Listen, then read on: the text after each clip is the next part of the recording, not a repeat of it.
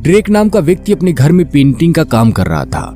तभी उसके letter box में एक लेटर मिला, जिसे देखकर ड्रेक डर गया और उसकी रातों की नींद उड़ गई। तो दोस्तों, क्या लिखा था उस लेटर में? आखिर ड्रेक उसको देखकर क्यों डर गया? तो चलिए आज की इस वीडियो में जानते हैं। इंसान अपने सपनों का घर खरीदने में आधी जिंदगी बिता देता है। बहुत से लोग तो ऐसे भी होते हैं जिन्हें उनके जीवन में अपनी छत भी नसीब नहीं होती। ड्रेक व मारिया ब्रोडस भाग्यशाली थे जो उन्होंने अपने सपनों का घर खरीद लिया था। अमेरिका के न्यू जर्सी में स्थित एक पास इलाके वेस्टफील्ड में ड्रेक ने $13,55,657 में एक घर खरीदा तथा $1,00,000 इसके ऊपर खर्च किए। ड्रेक अपनी पत्नी मारिया और 3 बच्चों के साथ जल्द से जल्द इस 6 बेडरूम वाले शानदार घर में शिफ्ट होना चाहता था। सब कुछ तो हो चुका था, लेकिन थोड़ा रिनोवेशन का काम बाकी था। यहाँ तक सब ठीक था। ड्रेक और उसका परिवार अपने नए घर को लेकर काफी उत्साहित थे। तभी ड्रेक के साथ कुछ ऐसा हुआ जिसने उनकी रातों की नींद उड़ा दी। दरअसल ड्रेक एक दिन जब अपने नए घर में पेंटिंग का काम कर रहा था, तभी उसके लेटर बॉक्स में एक चिट्ठी मिली। चिट्ठी में सबसे पहले उन्हें नया घर खरीदने की बधाई दी गई थी। इसके बाद चिट्ठी लिखने वाले ने लिखा था कि इस घर पर नजर रखी जा रही है। लिखने वाले का दावा था कि उसकी पुश्ते इस घर पर नजर रखे हुए हैं। 1920 के दशक से उसके दादा ने इस घर पर नजर रखी। 1960 के बाद उसके पिता ने तथा अब वह इस घर पर नजर रखा है।